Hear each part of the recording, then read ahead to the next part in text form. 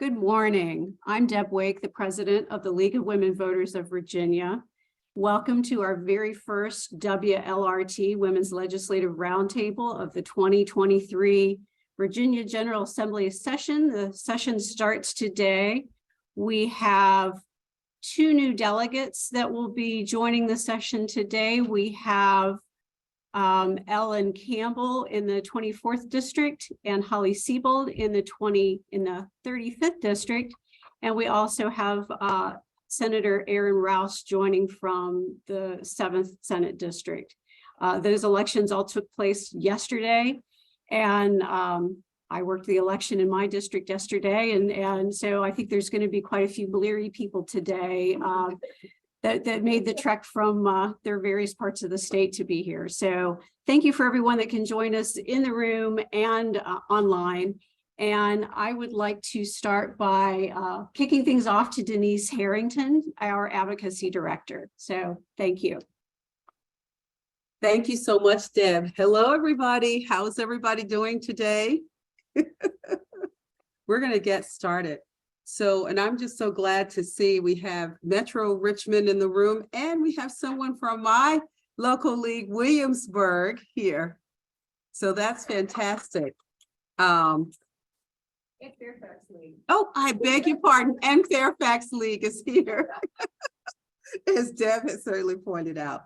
So we're going to get started right away. Well, our first two guests have done a lot with folks who are disabled, and Helena Berger is here with us today, and she's formerly worked for the American Association for Disabled Americans, and she's also worked with veterans as well. And then we also have Susan Lydick, who is currently doing, she has managed to merge her master's degree from George Mason University in rehabilitation and wellness, and she's managed to work this in as well.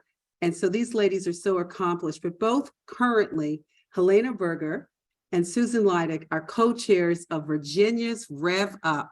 So we are so excited, and they're going to talk to us about voting and disabled Americans. So can we give them a big round of applause?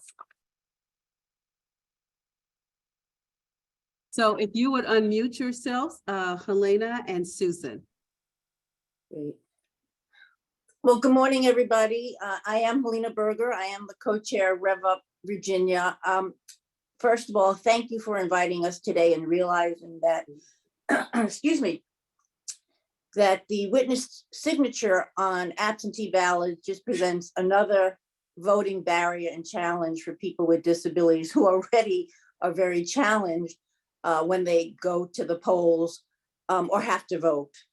So again, one, we appreciate that acknowledgement. I also have to do a major shout out to the league and many of the affiliates for being such a strong partner and ally of REVUp Virginia. I don't think we would have been so successful in the last 18 months without their support. So Deb and Joan and Carolyn Kaywood and everybody else who on the phone who is part of our coalition, thank you. And for those who are not familiar with REVUp Virginia, REVUp, first of all, stands for Register, Register, Educate, Vote, Use Your Power. So that's the acronym REVUp. And we're basically a nonpartisan voter education and engagement initiative aimed at increasing the power of the disability vote and the influence of the disability vote to help effectuate meaningful change in the lives of disabled Virginians and their families. We were launched in April of 21. So again, we're still a relatively new statewide disability coalition. Even though we are, again, a disability coalition, we do have a diverse group of members, as I mentioned, that includes the league. And I don't want to take too much time talking about REVUp because I know there's a lot on this agenda and we have a short period of time. The only thing I will add is I would welcome anybody who's not part of our coalition to join us. We meet the first Thursday of every month at 4 p.m. If you'd like to join us, you can email REVUp Virginia, and Virginia is spelled out, at gmail.com. vote.com. And again, we'd love to have your participation.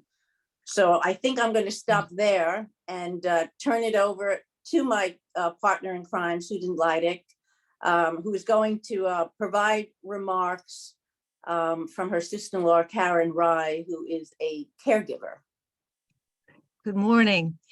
First, I would just like to proudly make a little correction to my introduction. I actually have my PhD in rehabilitation science. I've been a lifelong advocate for individuals with disabilities, and late in life, I earned my PhD from George Mason University while actually being a caregiver as well for my own daughter who has emotional disabilities. So I'm proud of that accomplishment. So I hope you don't mind me making that little correction.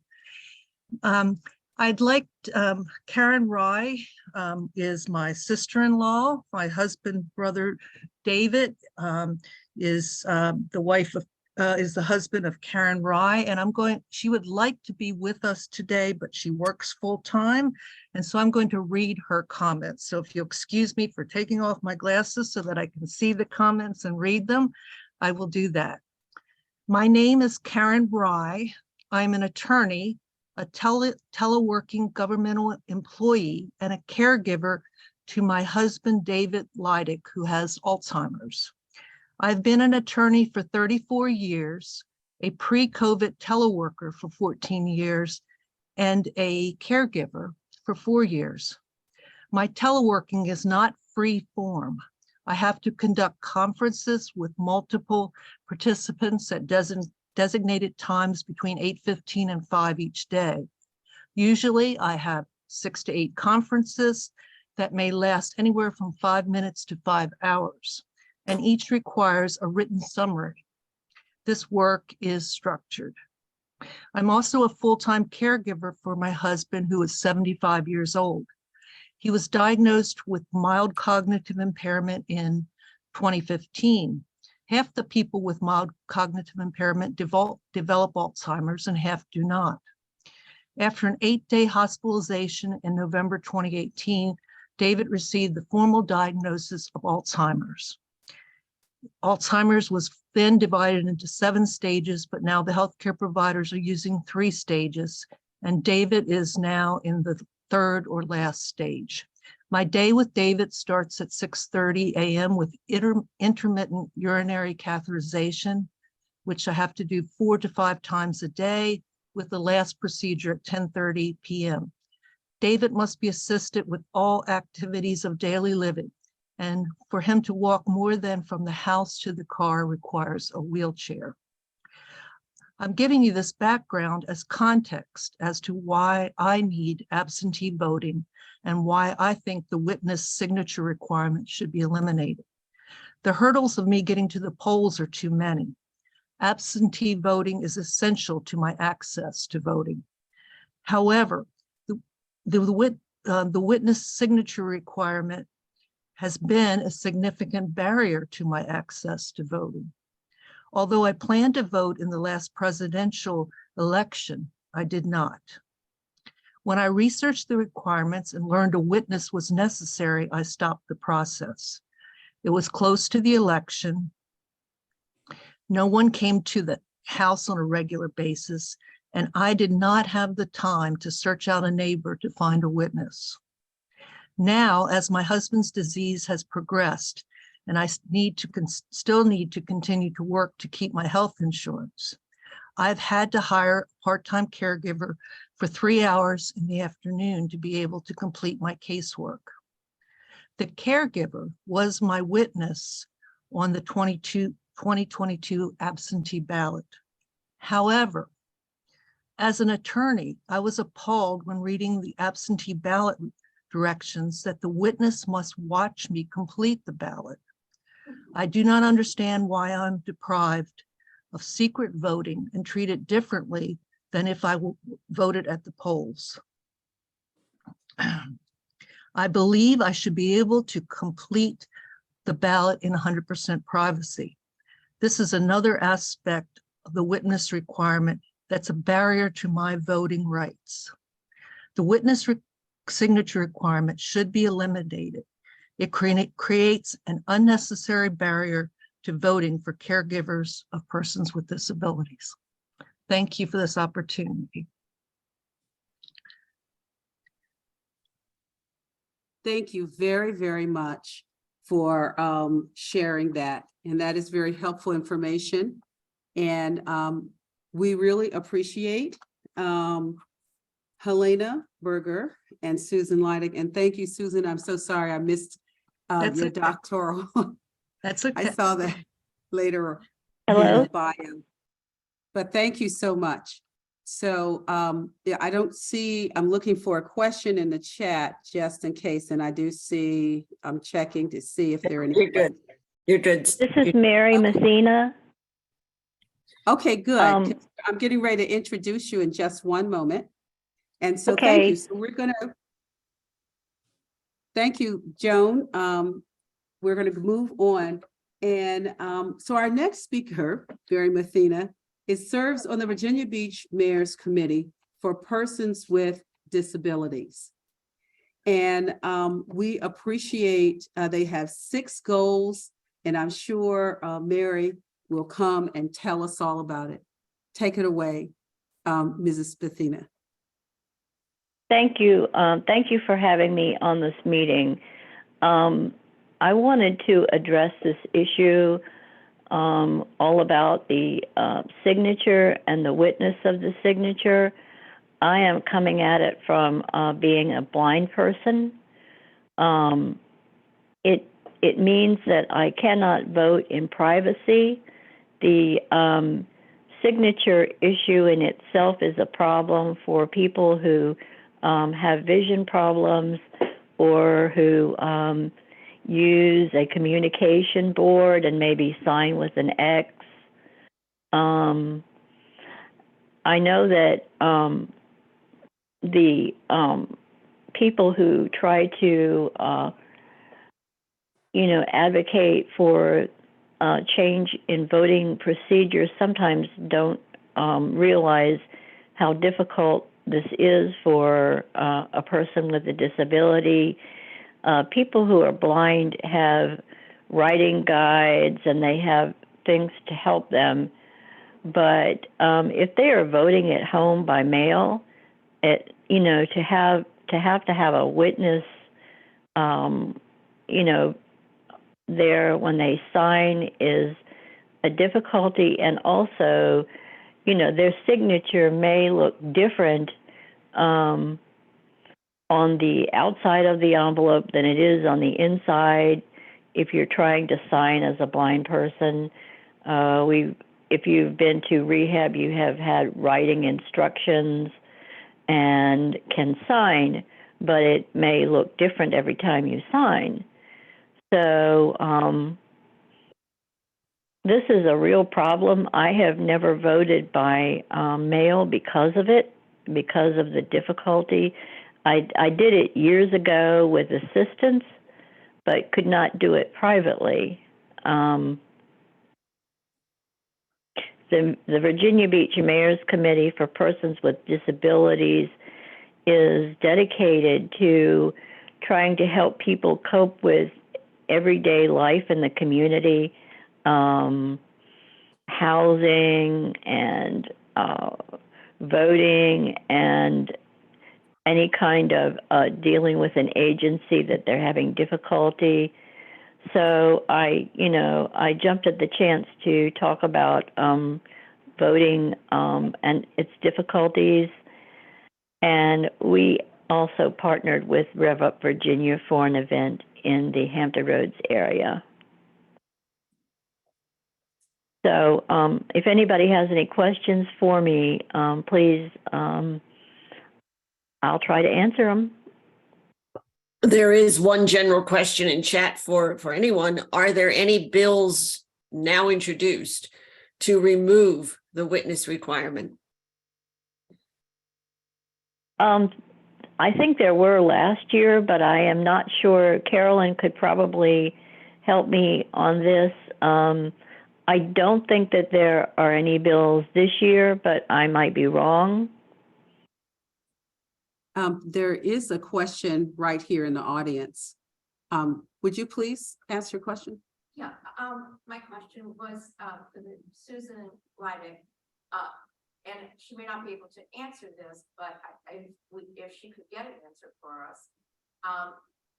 Her sister-in-law is an attorney. I'm wondering if she has any suggestions as to how to set the absentee ballot up so that there can be privacy for what you have voted, but still have the witness signature. And I'm only asking that because apparently there is no appetite at this point in time with the General Assembly to take away the witness signature. So I'm just trying to figure out if there's something we can do to help that issue. And my mother was blind for 20 years. I so totally understand the last speaker's issues. My mom prized her ability to vote, and yes, she was in a nursing home. If she didn't have a friend who could take the absentee ballot to her and help her with it, you know, it was a problem, and she certainly wasn't going to have any privacy with what she was voting. So I don't know if there's a way that the General Assembly could partner with a blind association's group to create some kind of a Braille ballot. I know ballots are so very individual in these small towns and stuff, but you know, if there was some place in the state where the ballots could be sent to be created in Braille. Could I answer that? So, There excuse is me 1 second. a way. Excuse me, can you, Okay. Denise, we do have a request that you repeat that question. That the Because- woman, that some people could not hear it. So if you could do that, and then we'll go to Mary, please. Okay, thank you very much, Joan.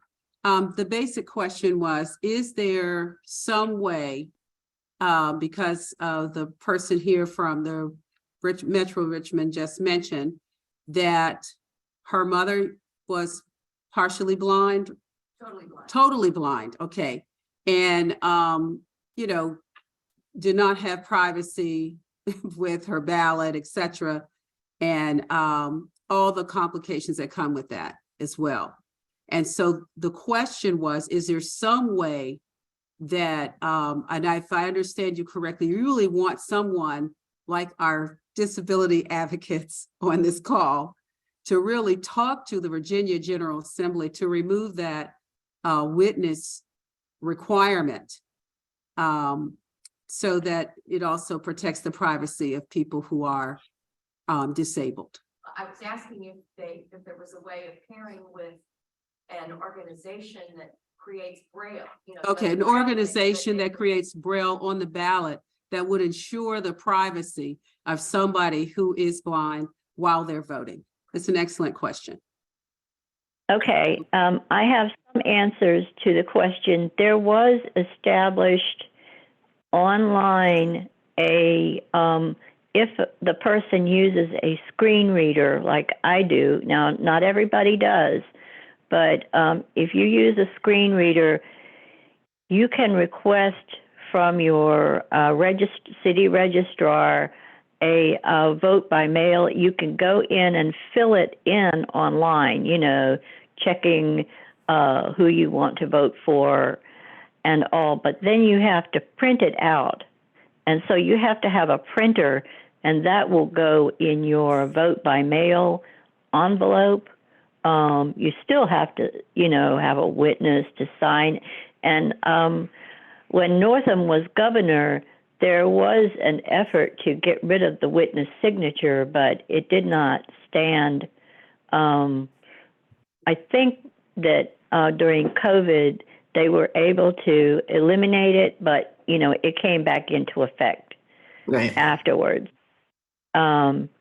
So the problem is trying to get rid of the witness signature, because that means you have to go to a notary public, or you have to have somebody in your household, and maybe you live alone like me, so you don't have anybody, and go, you know, to the front office of my building. And I mean, maybe it's easier for some people than it is for others. So I don't know. Now, there are the National Federation of the Blind has tried to, they were responsible for getting the electronic, being able to fill it out online. I don't know if I'm advocating for them later in the session. I think that they advocated for changes in the voting last year, but I don't think they're doing it this year. They have not given me a list of the bills that they want to pursue. I'm supposed to get that on Monday, the day before the meeting, which I think is kind of disorganized, but as far as I know, there are no voting issues that they are doing this year. I wish there were. Denise, So I'm sorry. Sorry, Denise. Pam Bird dropped into chat. There is a bill, 1498 by Delegate Bloxham that is working. 1948. I have it right here in front of me. I was Okay, gonna there's a little dyslexia in the chat. All right, that happened. It's all right. It's but- early morning or so. I saw 1490. Okay, so that is something. And there is a question. What is the other side? What are the reasons given for why we should have a witness signature? This is Susan Lydick. I'm hoping that Rachel Loria is going to get time to speak, because I She know will. it's 10. She will. She No, will. she's good. She She's may good. have. Okay, Helena has something to say. Just before we answer that question, Joan, I just want to go back to something that was in my head, and I noticed that Carolyn, I think, put something in the chat regarding Braille. The vast majority of people who are blind don't use Braille, so I just wanted to remind people of that. That's not to say that that can't be part of the solution, but for many people who are blind, it's not going to resolve the issue. So if anybody missed that in the chat, I just wanted to underscore that, because that was the first thing that came to my mind. that is true. Maybe 10% of the people who are blind use Braille. Yeah. Yes.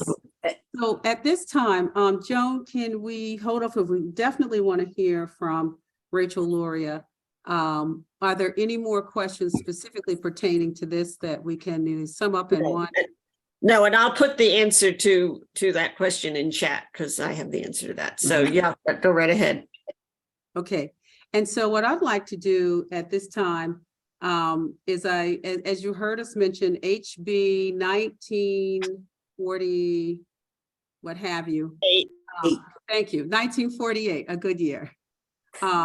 Delegate, but Bloxham has, Delegate Bloxham has put this back in for us. We met with him and he has put this bill back in about removing the witness requirement.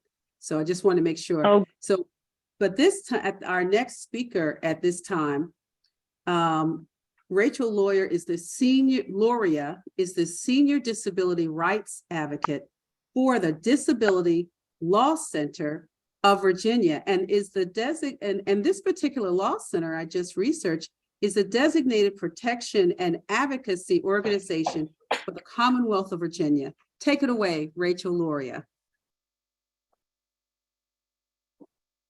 Hi, thank you for having us this morning.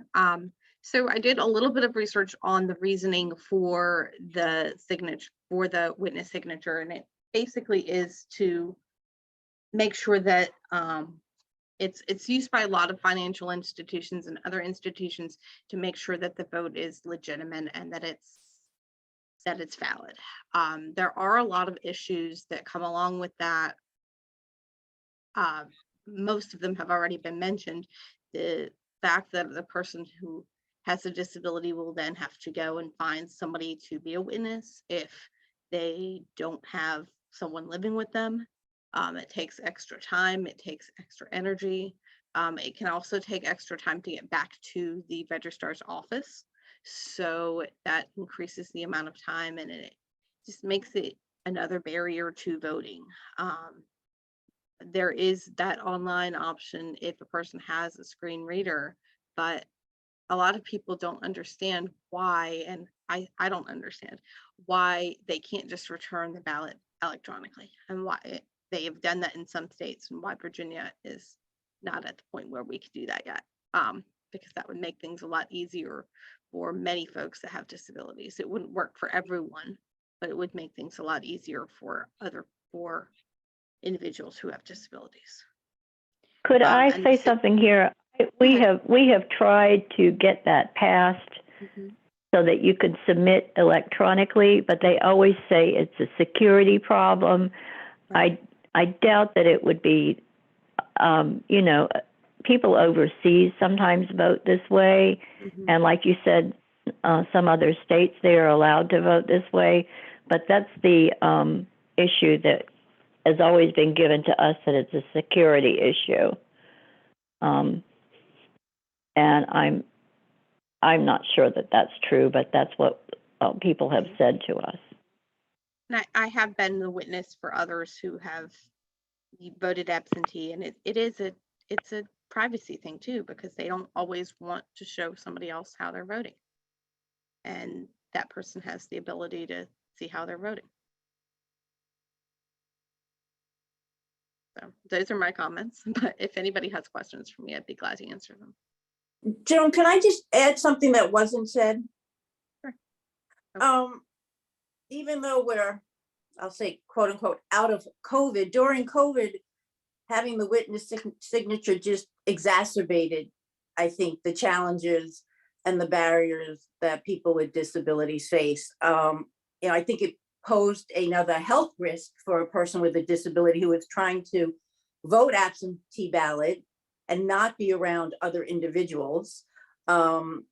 And then, you know, they have to go out and try to find somebody. So I think we have to remember during, you know, a pandemic, the witness signature, again, just is, you know, another process that really, like I say, could potentially prevent somebody with a disability who wants and needs to vote absentee.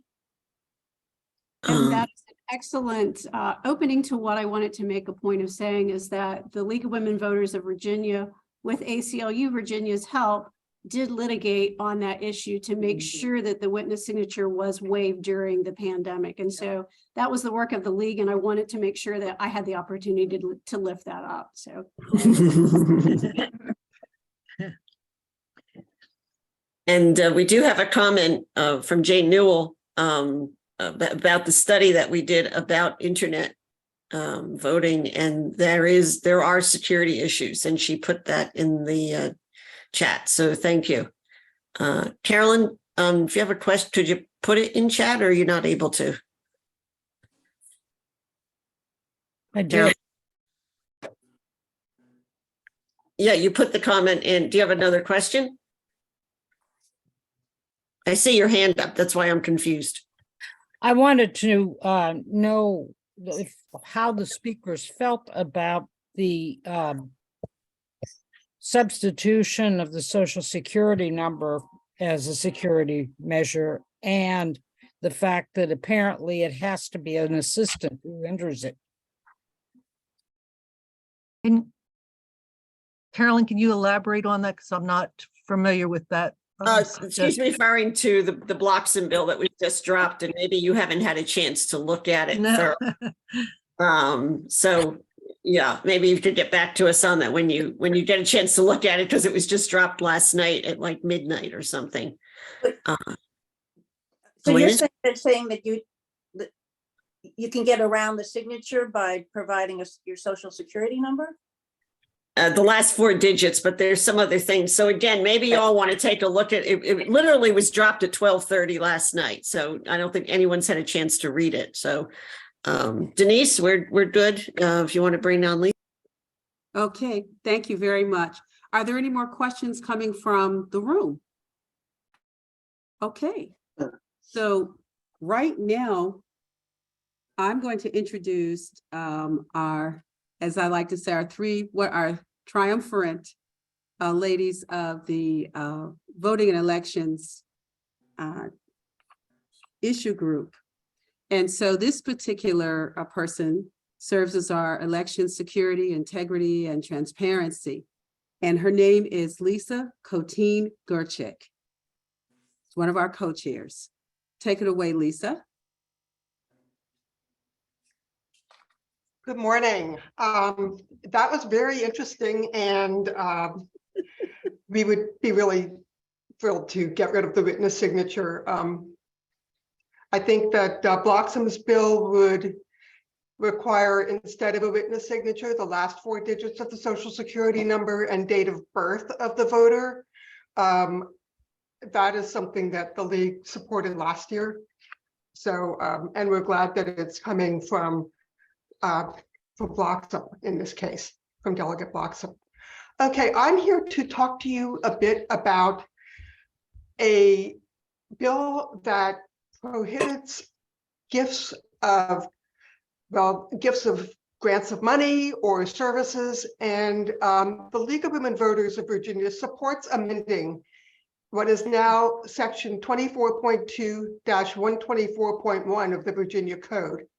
This law states that no elections official or office at either the state or local level may, and I quote, solicit, accept, use, or dispose of any money, grants, property, or services given by a private individual or non-governmental entity for the purpose of funding voter education and outreach programs, voter registration programs, or any other expense incurred in the conduct of elections, unquote.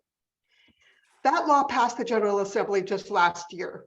It was introduced in the Senate as SB 80 by Senator Bill Stanley, and in the House as HB 205 by Delegate Otto Waxman.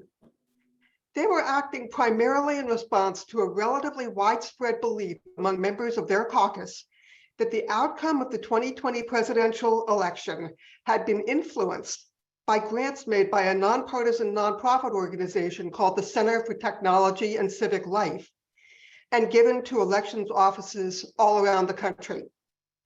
The authors of the bill, and similar bills in state legislatures around the country, called the grants Zuckerbucks, because the source of the funds was the Zuckerberg Family Foundation. During the 2022 legislative session, we in the Virginia League recognized the dangers of the bill, which potentially threatens some league programs. The good news is yesterday, Senator Adam Ebbin filed SB 1180, which would amend the bill, and we are reviewing that. What then is the league's position? First, we agree with the key rationale that was offered in support of the bill, the original bill, when it passed last year, that government should pay for elections. That's good. The Commonwealth, however, does not adequately cover the cost of elections, nor has the state provided funding for costly new requirements, such as reporting all cast ballots according to the voter's home precinct.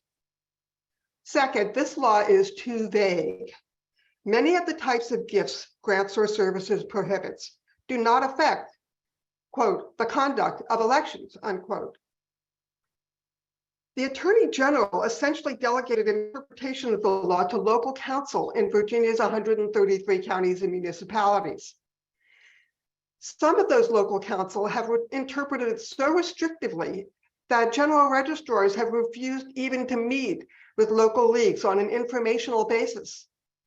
One electoral board was at first advised no individual or outside entity could contribute food to a picnic honoring the election workers in the summertime. Other local council are more relaxed in their approaches. These differing opinions only add to the confusion. Third, the grants made to local elections offices during the 2020 election had no impact on Virginia's election outcomes, and we have documented that. The pandemic imposed unprecedented, unplanned costs, and government was not able to cover all of them. Any locality that applied for a grant received funding in the amount requested, no questions asked. The funds were used to buy personal protective equipment and sanitizer, to hire additional workers to process the huge influx of absentee ballots, and to acquire equipment and materials. In Virginia, all localities were encouraged to apply. Of the 38 localities that did apply and received their funds, 24 voted for the Republican candidate and 14 for the Democratic candidate. The largest locality, Fairfax County, received a huge grant, but it came out to $1.58 per registered voter. Meanwhile, Craig County, which received the smallest grant, received what it turns into $1.26 per registered voter. The average grant in Virginia on a per registered voter basis was $1.11. There is no correlation between the grants and the election's outcome. The League is proceeding with business as usual. There's a separate code section that provides for third-party voter registration drives, which is what we do in high schools and at naturalization ceremonies. But we should not be put in a position of taking risks. If we can't repeal the law, it should be amended. That's.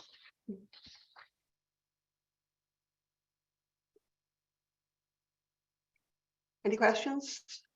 No, none in chat. Denise or Deb, do you want to introduce our next speakers?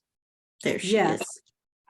Right now we have the Katie Boyle is the Director of Government Affairs with the Virginia Association of Counties, and she's here today. Thank you.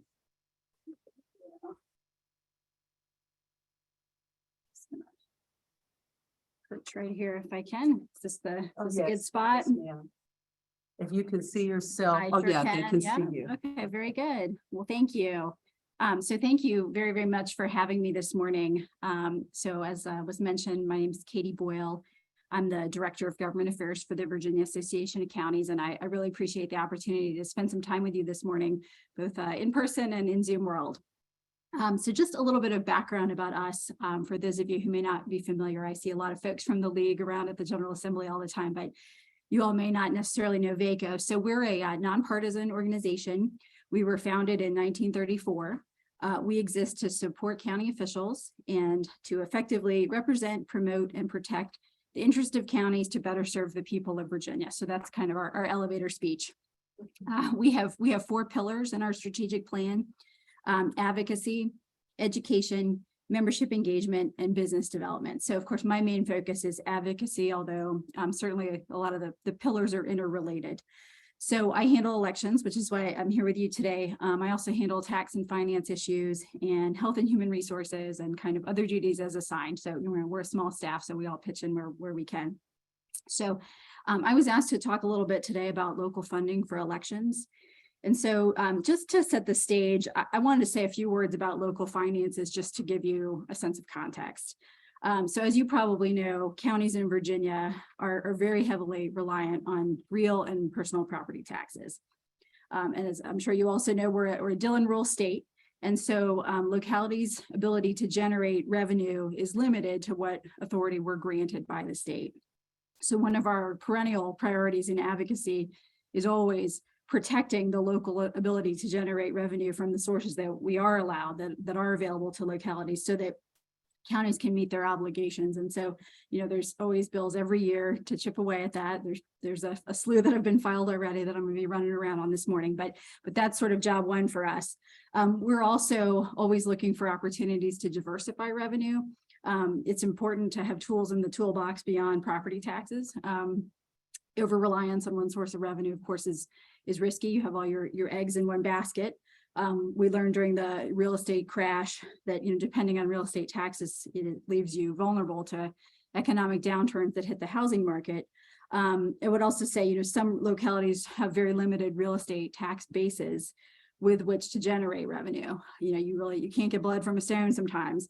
And just to put a little color on that, I dug out some numbers we had done for fiscal 2019. And so 1 penny on the real estate tax rate in Fairfax County will raise $25.5 million, or it did in 2019.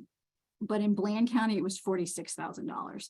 So it just gives you a sense of, you know, what is out there to be raised. So we worked for many years to address parity between counties and cities and towns. I mean, and cities and towns certainly have their own revenue challenges, but in the past they had access to some excise taxes that were not available to counties. So meals, transient occupancy, admissions, and cigarette taxes. Counties had the ability to do some of these, but it was sort of piecemeal and limited. So we were able to make some progress on that in 2020. So we have some additional tools, extremely helpful, very grateful to the General Assembly for granting that additional flexibility to counties, but they're not necessarily going to be a solution to every county. So I say all this, the bottom line here is that the limitations on local ability to generate revenue means that we rely very much on the state for partnership in service delivery in many areas. You know, the state and local funding partnership in K-12 is typically the largest expenditure at the local level, but that state supported locally administered model is used, you know, in many contexts throughout the state. So behavioral health, social services, Children's Services Act, and of course, elections. So I will say localities are funding the lion's share of election administration at the local level, not to discount the importance of what the state provides to the Department of Elections and all the important work that the department does in terms of, you know, funding and maintaining the statewide voter registration system, the statewide voter outreach that they do. The department, Commissioner Beals, previous commissioners have always been great partners with us, but localities really are the major financial contributors. And so just to put a little bit of detail on that, the Auditor of Public Accounts puts an annual report together every year based on financial information that's provided from all individual localities. And it's a treasure trove of information. And so in the fiscal 2021 report, localities reported expenditures in support of elections of $75.6 million. And so the auditor was able to kind of break that down for me in terms of where that came from. And 7.3 million came from the state, and 7.3 million was federal CARES Act money that the state passed down, which, you know, we're grateful for. But in other words, localities spent $61 million in local funding to run elections that year. And so just by way of comparison, looking at the introduced budget this year, the total budget for the Department of Elections for fiscal 23 is 31.6 million. And 10 million of that is for aid to general registrars and electoral board compensation. There's a little bit of extra money in the central appropriations part of the budget for the presidential primary, but their overall budget is 31.6, and localities are spending, you know, 60. So the way the state helps on kind of an ongoing basis is partial reimbursement for registrar salaries and electoral board member compensation. That's kind of the ongoing main way that they provide help to localities. But they haven't necessarily provided 100% reimbursement in recent years. So in fiscal 22, the latest numbers I got from the department is that was about 87% of the registrar's salaries and 82% for the electoral board members' compensation. And should be noted, those are the salary levels that are in the budget. A lot of localities supplement on top of that. And the state provides some ad hoc support. And I don't mean to discount that by any means. We're appreciative. Last year, the state funded the statewide redistricting mailer that went out, and that was $2.2 million that they budgeted for that. Otherwise, that would have been funded at the local level. The state has provided some limited time money for postage for absentee ballots. They put up the state match for federal cybersecurity funds, which we're hoping to work with them to steer some of that to localities to help with election security requirements. And, you know, during the height of the pandemic, the department provided, you know, PPE and other supplies for running 2020 elections safely. The state also, as I alluded to earlier, they reimburse localities every 4 years for cost to administer the presidential primary. So the introduced budget has about $5.8 million for the March 2024 primaries. So this is a separate appropriation from the funding for the department. Talking a little bit with the Registrars Association after that budget came out, we think probably that number ought to be higher. That's the same amount that was put in for 2020. And of course, you know, a lot's happened since then. We've had, you know, growth in the number of registered voters. Inflation is very high. We've probably heard a lot of complexity in administering elections. So we're working with the Registrars Association, my partner association, the Virginia Municipal League, and other interested parties to seek an upward adjustment of about 1.3 million. And so we kind of did a sort of per voter inflation adjusted amount. and accounted for it that way. So we would welcome your support on that request. You know, we just think it would be good to really try to plan for what might actually be needed. We could always adjust it in the 24th session if we don't think that'll all be needed, but you know, it would be good to at least set aside the full amount. In the past, we've asked for the 100% reimbursement of the general registrar and electoral board compensation levels that are in the budget to at least get to the amounts that are in the budget. Haven't gotten a lot of traction there. So looking forward, you know, this is a middle of the biennium session. So sometimes there's not a whole lot of interest in taking on a whole lot of new ongoing expenses. So I think this year we're going to probably stick to the request for the primary reimbursements. That's one-time money. But, you know, looking forward, and in addition to the state meeting that obligation for salary reimbursement, you know, we would really like to take a look at our system and have a stronger partnership with the state for election administration.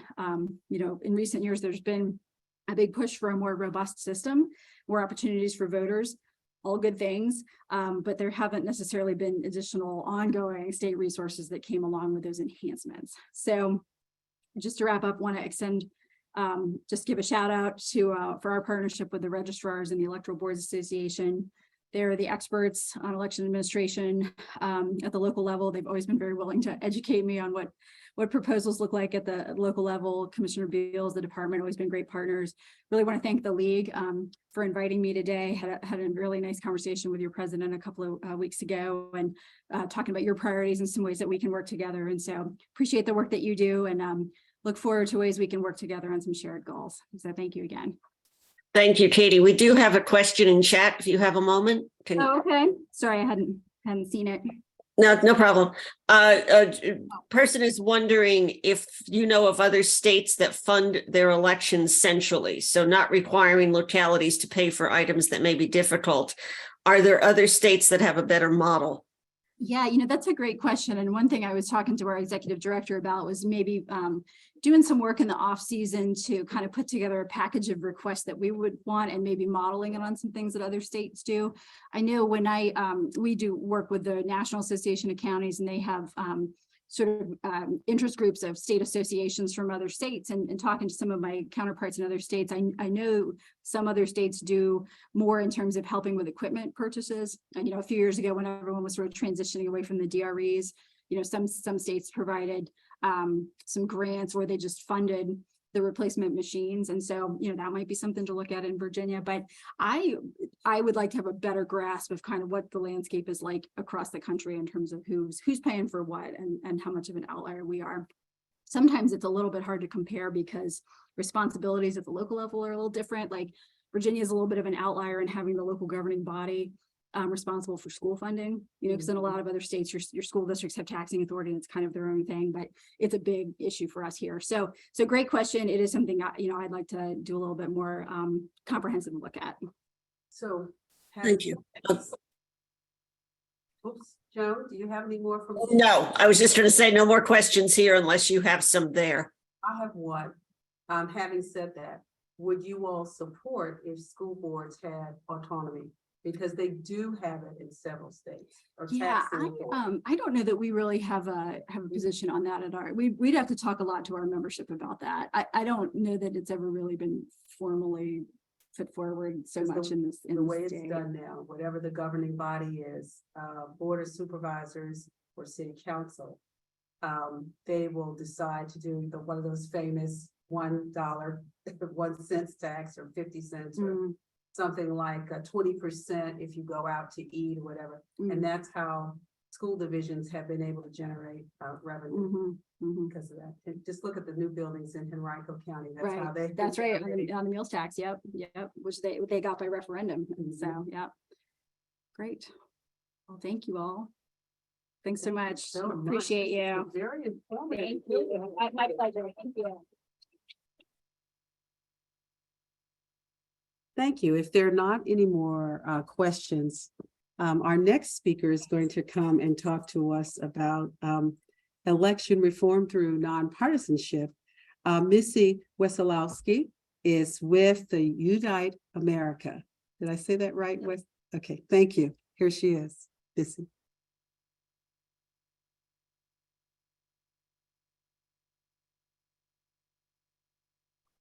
You see me? Good morning, everyone. Much shorter than other people. And I did heal the last 2 days of running around Pocahontas, and today I was like, I'm done. Didn't even make it to the first day of session. It's already been an adventure. So I'm Missey Wesolowski. I work with Unite America, which is a nonpartisan group working on election reform. So I've been with them since 2020, everything from redistricting to helping with, we supported the bills around expanding absentees and drop boxes and the funding in the budget and all the things that I've already heard you mention. This year, one of our big priorities is ranked choice voting. I just was playing around in LIS in the back of the room. Since you've probably been in this room, like 100 bills have posted. So just while having fun this morning. Yeah, sorry, Katie. The backfill of yesterday is killing me. But there are a few different bills, and I know you'll probably talk about this as session goes on, but a few different bills this year to expand ranked choice voting in a few different ways. Delegate Davis has a bill, Delegate Hudson, Senator Deed. So lots of fun options there. We've been talking to a lot of you about, I heard earlier, talking about repealing or making changes to SB 80 from last year. We'll be working on that as well. So in the beginning, we really try, as you all do, to make sure that our election reforms are bipartisan, because every year when elections happen, we hear unfounded complaints against them. And so educating people early, keep talking to people, answering those allegations directly is always something that we feel is important to do. We try to, at Unite America, we try to get legislators talking behind closed doors so that when, instead of having the fight on the floor, they can at least talk together ahead of time. We actually have made some good progress. You saw that in the bipartisan coalition of supporting no fault absentee voting and the redistricting amendment. And I have all these bill numbers in my head, but I don't know if they're right, so I'm not going to share bill numbers with you. But this year there's already a ton of election bills filed. Not unexpectedly, we see many bills in the House of Delegates that try to shorten or repeal some of the changes made over the last 2 years. I haven't seen anything yet that we hadn't seen before.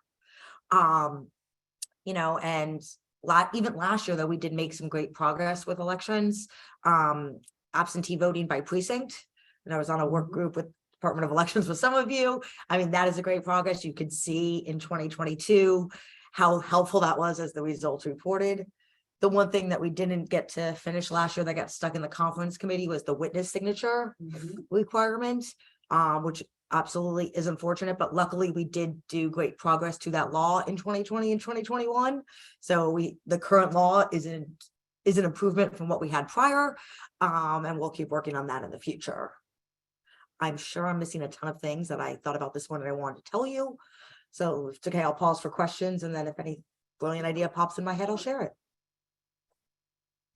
We don't have any questions in chat, although people are looking for the bill numbers. So as soon as we get the trackers updated, because like you said, 100 just dropped. I think they dropped 50 at midnight.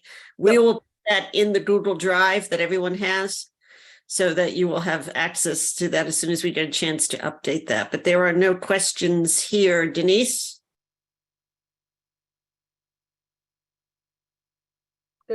There's one in the audience right now. You had said that one of your priorities was the ranked choice voting, and I just wondered if you could expand on what bills you're supporting in that realm. Yeah, and again, two of them dropped in the last 48 hours, and I haven't read them. No, I don't mean enough to numbers, know, just but the concept, what they're saying. Yeah, but I haven't read them enough to know. Joan, did you get that? There's a question from the audience pertaining to ranked choice voting. Okay, thank you. So I can answer your question generally, but I have to obviously devils are the details on bills. But really, I mean, we support the expansion of ranked choice voting, right? The 2020 pilot program was huge.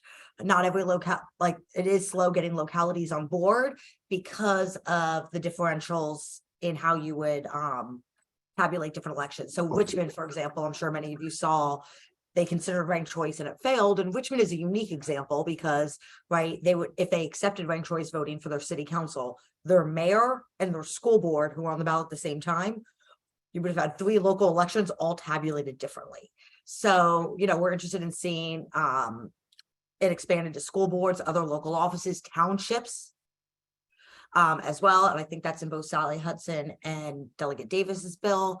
Our big priority is ranked choice voting in the presidential primaries, letting the parties opt in to use ranked choice voting in the presidential primaries. We all know that presidential primaries are very different from any other primary, right?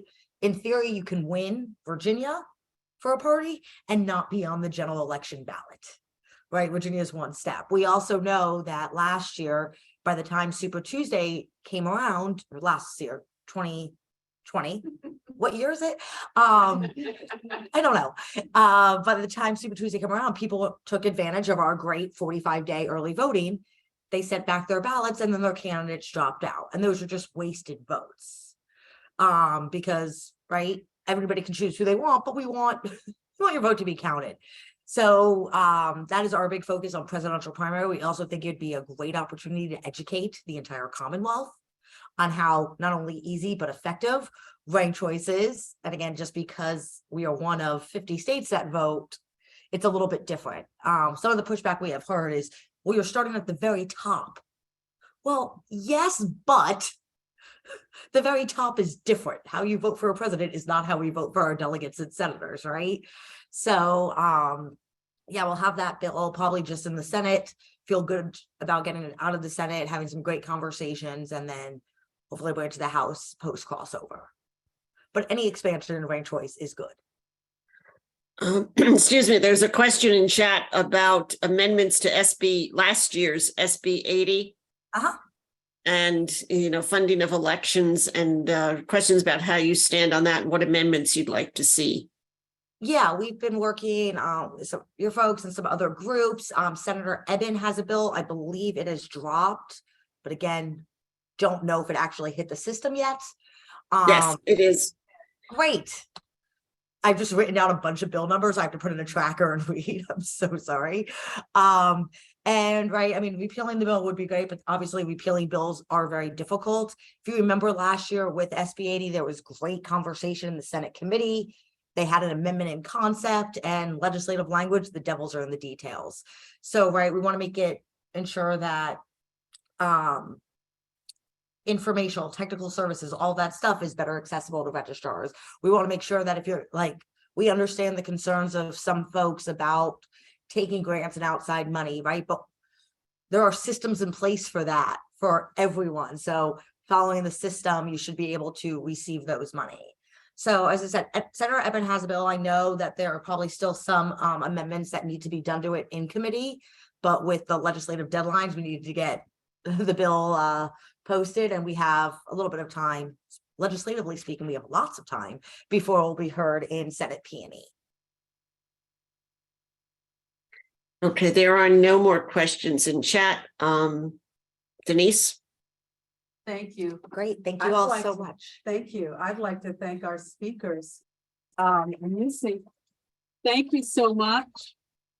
Thank you, Missy. I'm pretty sure that we can work together and work on some issues as well as Ms. Boyle as well. Okay. Denise, this is Susan Lydick. May I make one final comment? Oh, sure. There had been a question about what put in the chat when we were speaking about what are the opponents to what are the reasons opponents to eliminating the witness requirement? What are their reasons for advocating for it not to be eliminated? And the reasons have to do, of course, with the that you are relying on the truthfulness of the voter, that they are who they say they are, if you have no other way to verify that. What Karen Rye, my sister-in-law, had commented, and I didn't get a chance to share that, was that if a person wanted to be untruthful and to fill in a ballot that was not, in fact, their ballot, it wouldn't take any real work to get a friend who was in on in on it to witness it, even if you aren't that person. So it's would be a very easy thing if you were inclined not to be truthful. So it really does not prevent a person from from filling out someone else's ballot by having a witness anyway, from her perspective as an attorney. So thank you for that opportunity. Thank you so much, Susan. We really appreciate it. This has been very, very informative, and I know our members appreciate it. I'm just going to close up with just a few bill numbers, if you will. Get your pencils ready. Now, I'm not responsible for what dropped at 12:30, but I suspect if these bills don't have a companion bill in the Senate, they will. These particular bills all pertain to education. As many of you know, the League of Women Voters of Virginia, we are part of the Fund Our Schools Coalition, which is the largest coalition of parents, education professionals, superintendents. And yesterday we held a press conference, and our own, I always call him our own, Dr. Keith Berger, who is head of superintendents and has been a part of our particular study on funding for rural schools, also spoke about the need for funding. And so we were examining the budget, the governor's proposed budget, and it does shortchange public education, pre-K through 12th grade.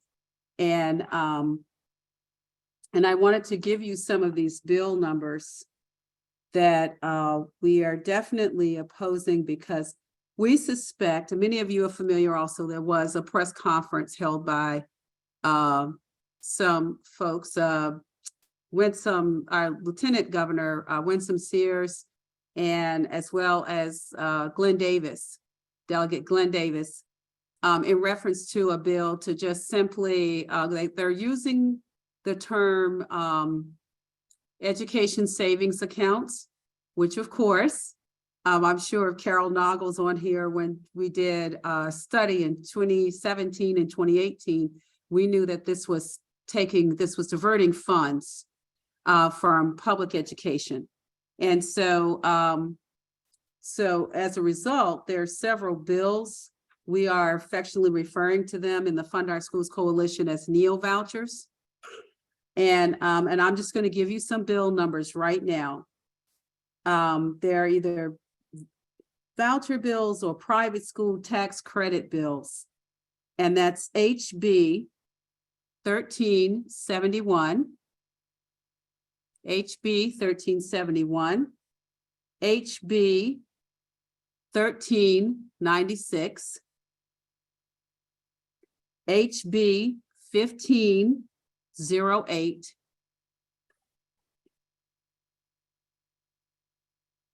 SB 823,